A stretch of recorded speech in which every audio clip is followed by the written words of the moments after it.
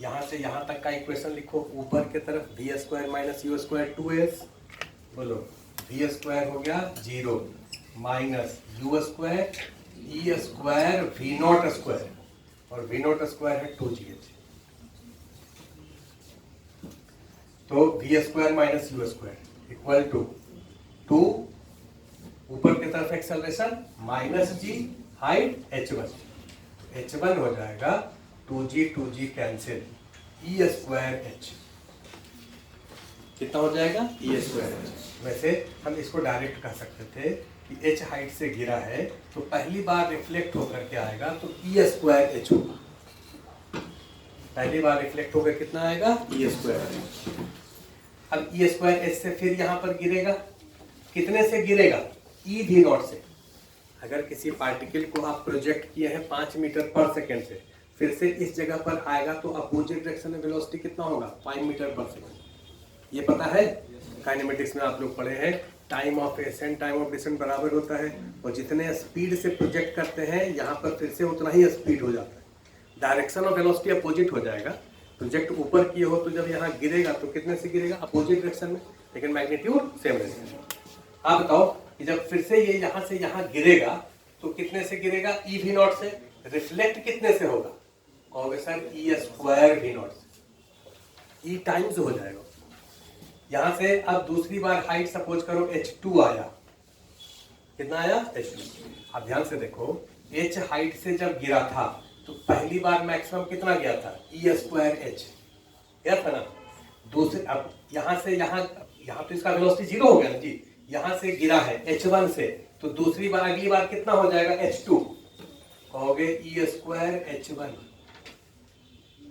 बोलो ना, और h1 के जगह लिख दो ई स्क्वायर h, तो ये हो गया e4h, मतलब दूसरी बार मैक्सिमम हाइट होगा e4h। सिमिलरली अगर तीसरी बार पूछे तो e6h, इसी तरह से अगर nth बार पूछे तो आप निकाल सकते हैं। लेकिन यहां पर कॉलिजन होगा कितनी बार, इनफिनिट बार, थ्योरेटिकली इनफिनिट। तो टोटल कितना डिस्टेंस है वो अब लिख लें, टोटल डिस्टेंस होगा, देखो पहली बार तो h है तो h लिख दिए, दूसरी बार h1 गया और h1 आया तो 2h1, उसके बाद 2h2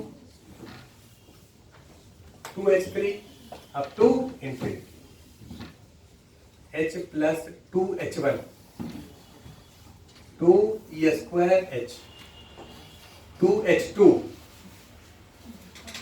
2 e4h 2 e6h up to infinity, h plus इस सब में से 2 e स्क्वायर h को बाहर कर ले तो यहां कितना बचेगा 1, यहां e स्क्वायर, यहां e4 up to infinity. e का वैल्यू तो 1 से कम है तो e स्क्वायर भी 1 से कम होगा। ये जीपी है, तुम लोग एपीजीपी तो पढ़ ही लिए हो, ये लोग नहीं पढ़ी होगी, एपीजीपी नहीं पढ़े हो तो थोड़ा सा केवल हमसे एक फॉर्मूला जान लो, इसको हम लोग कहते हैं ज्योमेट्रिक प्रोग्रेशन, जिसमें कि कॉमन रेशियो, मतलब अगला टर्म डिवाइडेड बाय पिछला टर्म अगर कांस्टेंट हो तो उस कांस्टेंट को क्या कहते हैं कॉमन रेशियो।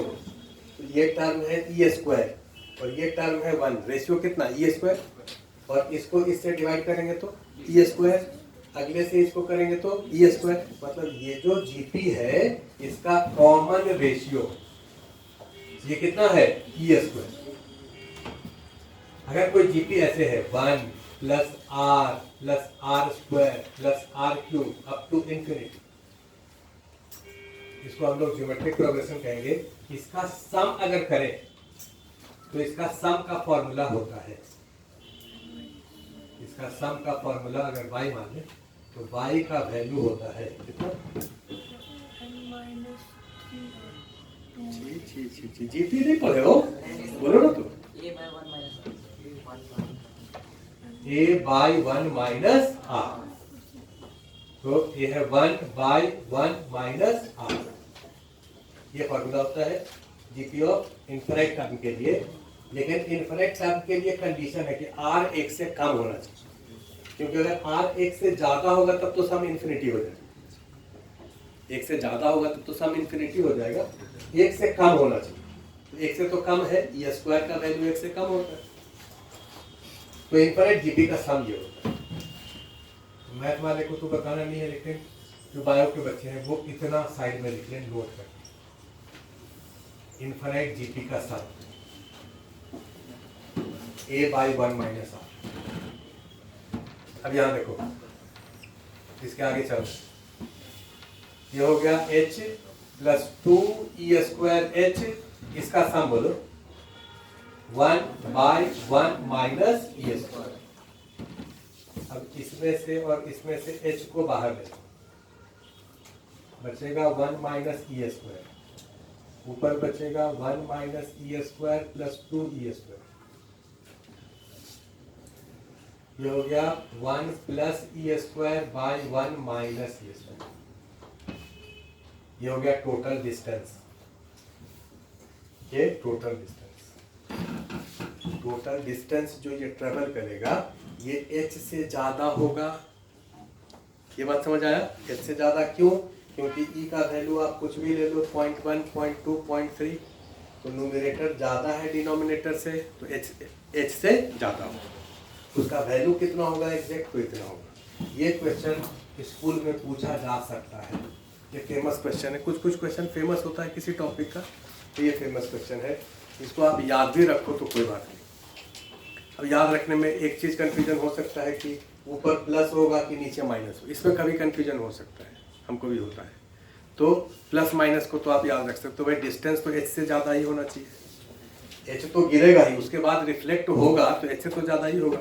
अगर ऊपर 1 माइनस ई स्क्वायर कर दोगे तो न्यूमरेटर कम हो जाएगा, डिनोमिनेटर ज़्यादा होगा, तो h से कम हो गया, तो आंसर गलत हो जाएगा। तो ऊपर प्लस होगा, नीचे माइनस होगा, पहला चीज़। दूसरा चीज़ कि सर ई स्क्वायर माइनस 1 लिखें कि 1 माइनस ई स्क्वायर लिखा, बोले ई स्क्वायर का वैल्यू तो 1 से कम होगा। अगर इसको ई स्क्वायर माइनस 1 कर दो तो ये क्वांटिटी तो नेगेटिव हो जाएगा ना, तो ये डिस्टेंस नेगेटिव थोड़ी होता है, तो 1 में से ही घटेगा, है ना। ई स्क्वायर माइनस 1 और ई स्क्वायर प्लस 1 नहीं लिखेंगे, ये दो कन्फ्यूजन होता है, तो याद रखने में लिखिए। इस वाले पॉइंट को समझा रहे हैं, यहाँ देखो, ये वाला पार्टिकल हम लोग ये डिस्कस करने जा रहे हैं कि इसका वेलोसिटी ई वी नॉट क्यों हो गया, इस बात को समझा। तो ये वाला पार्टिकल जब यहाँ आकर के स्ट्राइक करेगा, यहाँ पर डायग्राम यहाँ दिखा रहे, ये जो पार्टिकल है ये आकर के स्ट्राइक किया, यहाँ से आप इसको छोड़े हैं, यहाँ आकर के स्ट्राइक किया इस पॉइंट पर। तो जब ये इस पॉइंट पर स्ट्राइक करेगा यहाँ पर, इस वाले पार्टिकल का एफबीडी बनाइए, इस वाले पार्टिकल का एफबीडी बनाइए। कौन कौन सा फोर्स लगेगा? तो कहोगे ये सर सरफेस इस पर नॉर्मल लगाएगा और इसका वेट mg लगेगा, ये दो फोर्स लगेगा। अगर इसमें फ्रिक्शन है भी तो फ्रिक्शन नहीं लगेगा, क्योंकि फ्रिक्शन सरफेस के अलोंग लगता है, और तब लगता है जब स्लिपिंग टेंडेंसी होता है। इसका स्लिपिंग टेंडेंसी इधर नहीं है तो फ्रिक्शन इस पर इधर या इधर नहीं लगेगा, तो यही दो फोर्स लगेगा, नॉर्मल और mg। केवल अगर पार्टिकल का एफबीडी बनाते हैं जिसमें ये mg जो है वो कांस्टेंट होगा, वो वेरिएबल नहीं होगा। ये नॉर्मल जो है ये इम्पल्सिव फोर्स होगा, क्योंकि कॉलिजन के कारण एक दूसरे बॉडी पर जो फोर्स लगाता है वो इम्पल्सिव होता है। तो ये नॉर्मल सर इम्पल्सिव है। तो बोले ठीक, अगर केवल इस पार्टिकल को सिस्टम माने, मोमेंटम कंजर्वेशन जब भी सोचेंगे तो पहले ये सोच लेंगे कि किसका सिस्टम कौन है। अगर इस पार्टिकल को सिस्टम मानेंगे तो इसका हॉरिजॉन्टल में मोमेंटम कंजर्व है। जैसे ये पार्टिकल यहाँ से छोड़े, ये आकर के गिरा, तो गिरने के बाद वेलोसिटी इधर लिए, तुम कहते ना नहीं सर इधर नहीं, इधर नहीं, अभी तो कहें कि वेलोसिटी लेट करते हैं तो उसका तीनों कंपोनेंट लेट करते हैं, तो इसका जो वेलोसिटी है वो इधर की तरफ भी इधर की तरफ भी, दोनों कंपोनेंट लेट करिए। हम लोग ने ये और ये दोनों जीरो होगा, तो तुम पूछो कैसे? हमने देखो एफबीडी बनाए, इधर की तरफ वेलोसिटी जीरो क्यों होगा? इसका वेलोसिटी कॉलिजन के बाद केवल इधर होगा, इधर की तरफ वेलोसिटी सपोज v1 मान लिए, यही v1 हम लोगों को निकालना है। इधर की तरफ वेलोसिटी सपोज v2 मान लिए, ये v2 जीरो होगा, इधर की तरफ भी जीरो। ये v2 जीरो क्यों होगा? क्योंकि इसका इधर के तरफ मोमेंटम कंजर्व रहेगा। इनिशियल मोमेंटम इधर जीरो है। कॉलिजन से पहले वो किधर गिर रहा था? नीचे। हॉरिजॉन्टल में कितना वेलोसिटी था? जीरो। कॉलिजन के बाद भी इधर कितना होगा? जीरो, क्योंकि इधर की तरफ कोई फोर्स नहीं लगा। तो केवल अगर स्मॉल m को सिस्टम माने तब तो मोमेंटम कंजर्व रहेगा। स्मॉल m का मोमेंटम कंजर्व है और इधर भी मोमेंटम कंजर्व रहेगा, क्योंकि इधर भी कोई फोर्स नहीं लगेगा। इनिशियल मोमेंटम जीरो है, आगे भी जीरो रहेगा। तो ये v2 जीरो हो गया। कोई पूछे v2 क्यों जीरो? हम लोग कंजर्वेशन ऑफ मोमेंटम से। अगर हम इस पार्टिकल और इस अर्थ दोनों को सिस्टम माने तो ये नहीं मान सकते। हम लोग सिस्टम हमेशा कंपेरेबल बॉडी को ले सकते हैं, अनकंपेरेबल बॉडी को सिस्टम में नहीं रख सकते।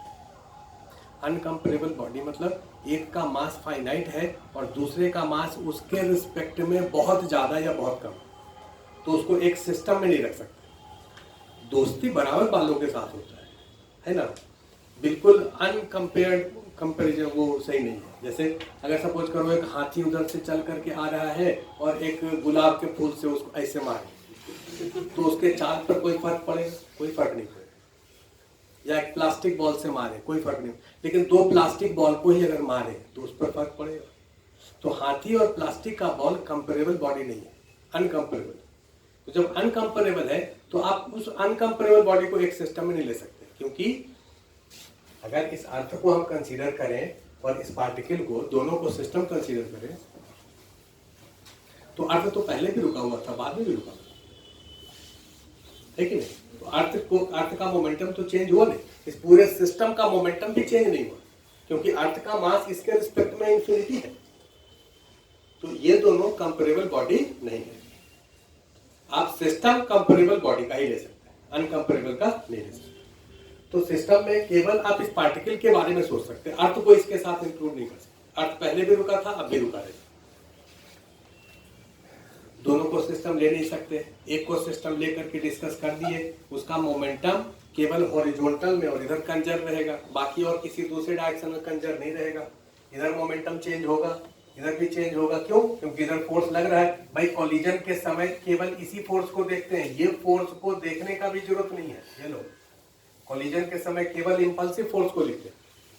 तो इस इंपल्सिव फोर्स का जिधर जिधर कंपोनेंट है उस सब जगह मोमेंटम चेंज होगा। ये हमको v1 निकालना है। कैसे निकालेंगे? v1 मोमेंटम इक्वेशन से नहीं निकलेगा, ये कोफिशिएंट ऑफ रेस्ट। दूसरा इक्वेशन क्या होता है कॉलिजन के समय? Coefficient of restitution. तो लिखो coefficient of restitution.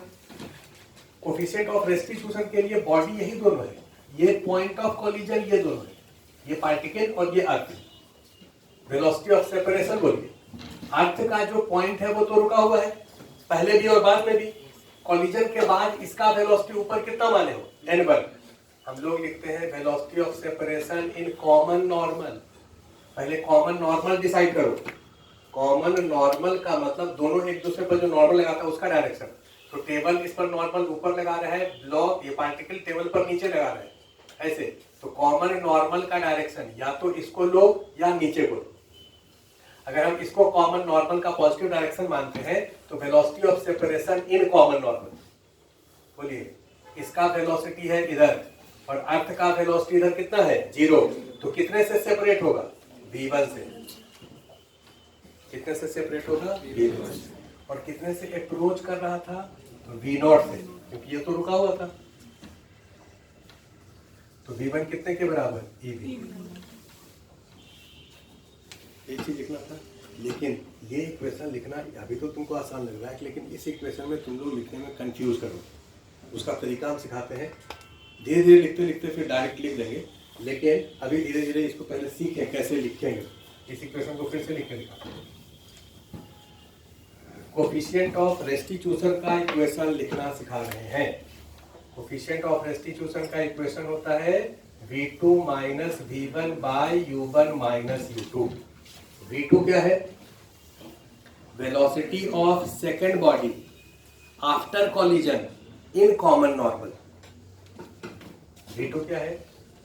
Velocity of second body नहीं, सेकेंड बॉडी का पॉइंट ऑफ कॉलिजन। लेकिन चलो सेकेंड बॉडी अभी लिख लेते हैं, जब उसका पॉइंट आएगा तब बताएंगे। Velocity of second body in किसी भी डायरेक्शन में वेलोसिटी नहीं, common normal. Velocity of second body in common normal कब? कॉलिजन के बाद, आफ्टर कॉलिजन। उसी तरह से v1 क्या है? Velocity of first body in common normal after collision. u2 क्या है? Velocity of second body before collision in common normal. हमेशा कॉमन नॉर्मल में ही लिखेंगे, एक का वेलोसिटी इधर दूसरे का वेलोसिटी इधर, ऐसे नहीं लिख देंगे, क्योंकि ये इक्वेशन कॉमन नॉर्मल में ही लिखा जाता है। u1 क्या है? वेलोसिटी ऑफ फर्स्ट, u है बिफोर के लिए और v है आफ्टर। अब इस दोनों में से किसी को भी फर्स्ट किसी को भी सेकंड मान सकते हैं, ऐसा जो नहीं किसी को फर्स्ट मान लिया। आप इसको फर्स्ट इसको सेकंड, या इसको फर्स्ट इसको सेकंड मान लीजिए। सपोज करो हम इसको फर्स्ट मान लेते हैं और इसको सेकंड मान लेते हैं। दो बॉडी के बीच में कोलिजन हो रहा है, एक को 1 मान लिए दूसरे को 2 मान लिए। अब ये इक्वेशन लिख लो। v2 क्या है? सेकेंड बॉडी का velocity after collision in common normal. तो after collision in common normal कितना लेट किए हैं? v1। पहले कॉमन नॉर्मल का डायरेक्शन लेट कर लो, यहाँ लिख लो, ऊपर लिख लो चाहे नीचे लिखो, दोनों चीज हो सकता है। कोई कॉमन नॉर्मल ऐसे लिखे या कोई कॉमन नॉर्मल का ये डायरेक्शन पॉजिटिव ले, दोनों सही है। अगर ये डायरेक्शन तुम लिखे हो वैसे ही लिख करके देखो। v2 क्या है? सेकेंड बॉडी का velocity after collision in common normal. तो आफ्टर कॉलिजन इधर v1 है, तो कॉमन नॉर्मल में कितना? Minus v1। तो इसके जगह लिखाएगा माइनस v1। यहाँ माइनस है तो माइनस। v1 क्या है? फर्स्ट बॉडी का वेलोसिटी आफ्टर कॉलिजन, ये तो रेस्ट पर है, तो ये 0। u1 क्या है? फर्स्ट बॉडी का वेलोसिटी बिफोर कॉलिजन, तो रेस्ट पर ये। u2 है सेकेंड बॉडी का velocity before collision in common normal. तो बिफोर कॉलिजन नीचे की तरफ v0 था, कॉमन नॉर्मल भी नीचे ही है, तो इसके जगह क्या लिखे? v0। ये देखो minus minus cancel, v1 equal to e। समझ आ गया? अगर तुम में से कोई कहे कि नहीं सर कॉमन नॉर्मल ऊपर लेने का मन करे तब हम लोग ले लो, कॉमन नॉर्मल ऊपर भी ले सकते हो। अगर कॉमन नॉर्मल ऐसे ले लो, इस इक्वेशन को लिखो, फिर से यही है। बोलो, सेकेंड बॉडी का वेलोसिटी इन कॉमन नॉर्मल कितना है? v1। यहाँ v1 लिखाएगा माइनस फर्स्ट बॉडी का वेलोसिटी, तो पहले भी 0 बाद में भी 0, u1 ये 0 है, माइनस u2 सेकेंड बॉडी का वेलोसिटी बिफोर कॉलिजन, इधर v0 है, तो इधर कितना? Minus v0। यहाँ minus v0, minus minus plus, v1 कितना हो गया? e। समझ? कॉमन नॉर्मल ये ले लो, इसको 2 ले लो, इसको 1 ले लो, कोई फर्क नहीं पड़ेगा। किसी को 2 1 ले सकते हो, दोनों में से कॉमन नॉर्मल का 2 डायरेक्शन पॉसिबल है, दोनों में से कोई भी डायरेक्शन को पॉजिटिव ले सकते हो। इस इक्वेशन को आप लिख लो। अगर कहीं कंफ्यूजन हो रहा है तो पहले एक बार ऐसे लिखेंगे हम लोग, उसके बाद फिर डायरेक्ट लिखना सिखाएंगे कि बिना कुछ लिखे हुए देख करके कैसे बताओ। क्योंकि रिलेटिव वेलोसिटी तो आप जानते, सेपरेशन का मतलब एक के रिस्पेक्ट में दूसरे का वेलोसिटी कॉमन नॉर्मल में कितना है, और एक के रिस्पेक्ट में दूसरे का वेलोसिटी बिफोर कितना है आपको। तो इसको लिख लीजिए एक बार। क्वेश्चन वही है, ये हॉरिजॉन्टल फ्रिक्शनलेस सरफेस है, इसका फ्रिक्शन कोफिशिएंट 0 है, और जो पार्टिकल को हम ऐसे नॉर्मली गिराए थे, इस पार्टिकल को थीटा एंगल पर इस पर प्रोजेक्ट किया, और जब इसे स्ट्राइक किया है तो स्ट्राइक करने के जस्ट पहले इसका वेलोसिटी v0 है। v0 वेलोसिटी कितना? स्ट्राइक करने के जस्ट पहले, तो ये यहाँ करके स्ट्राइक किया। अगर कोफिशिएंट ऑफ रेस्टिट्यूशन e है इस कॉलिजन का, तो कॉलिजन के बाद इसका वेलोसिटी कितना होगा? पिछले केस में कॉलिजन के बाद वेलोसिटी e v0 कर दिए थे ना, अभी कॉलिजन के बाद कितना वेलोसिटी होगा? अगर थीटा एंगल पर कोलाइड किया, थीटा का वैल्यू अगर 0 हो जाए तब ये केस हो जाएगा, ये स्पेशल केस हो गया। थीटा पर अगर कोलाइड किया है तो कॉलिजन के बाद इसका वेलोसिटी क्या होगा? पॉइंट तो ये है कि जब ये वाला पार्टिकल इस पर स्ट्राइक करेगा, तो स्ट्राइक करने के बाद इस पार्टिकल का वेलोसिटी आप लिखेंगे किधर? इसका वेलोसिटी लिखें केवल इधर, या केवल इधर, या इधर, इधर और इधर, तीनों तरफ। अगर नहीं पता है तो अगर कुछ नहीं बिना सोचे हुए लिखते हैं तो सब 3 कंपोनेंट लिखिए। इसका वेलोसिटी कॉलिजन के बाद इधर हो गया v1, इधर हो गया v2 और इधर हो गया v3। ये 3 कंपोनेंट। अर्थ का वेलोसिटी तो चेंज नहीं करेगा, पहले भी रुका है अब भी रुका है। अब ये वेलोसिटी किधर होगा कैसे डिसाइड करेंगे, कहो एफबीडी ड्रॉ पे। इस पर एफबीडी में फोर्सेज लगेगा नॉर्मल, ये तो इंपल्सिव है, लिखो मत यहाँ देखो, और एक फोर्स लगेगा mg नीचे। हालांकि कॉलिजन के समय mg या kx नहीं लिखा जाता, क्यों लिखा जाता है, क्योंकि कभी उसका काम नहीं आएगा, 1-2 बार हम लिखते हैं, आगे से नहीं लिखेंगे।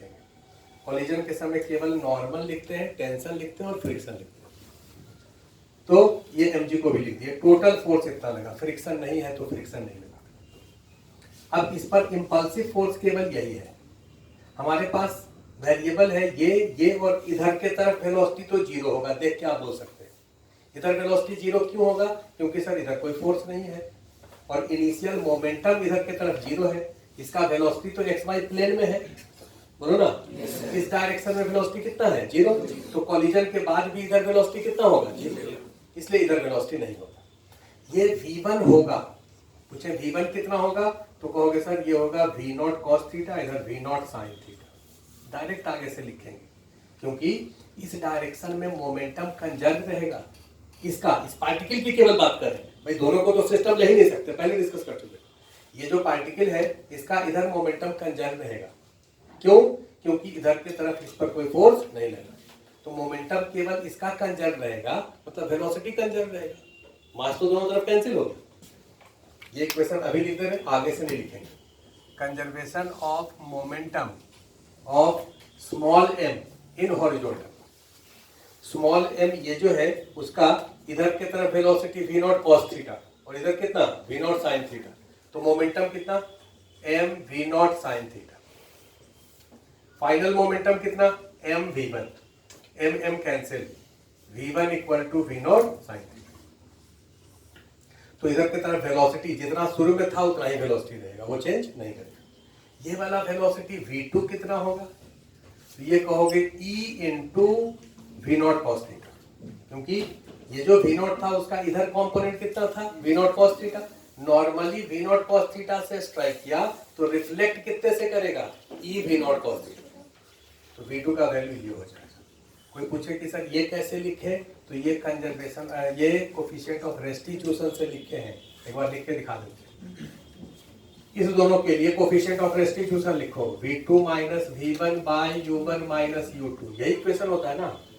ये बॉडी सपोज 2 है और ये बॉडी सपोज 1 है, इक्वेशन लिखो, कॉमन नॉर्मल का पॉजिटिव डायरेक्शन ये है, लिखो सेकेंड बॉडी का वेलोसिटी इधर के तरफ कितना 0, सेकेंड बॉडी रेस्ट पर है, माइनस v1 फर्स्ट बॉडी का वेलोसिटी आफ्टर कॉलिजन इधर कितना लिए है v2, तो इसके जगह लिखा गया v2, u1 फर्स्ट बॉडी का वेलोसिटी बिफोर कॉलिजन इधर के तरफ, तो बिफोर कॉलिजन इधर के तरफ है v0 cos थीटा, बोलो ना, इधर कितना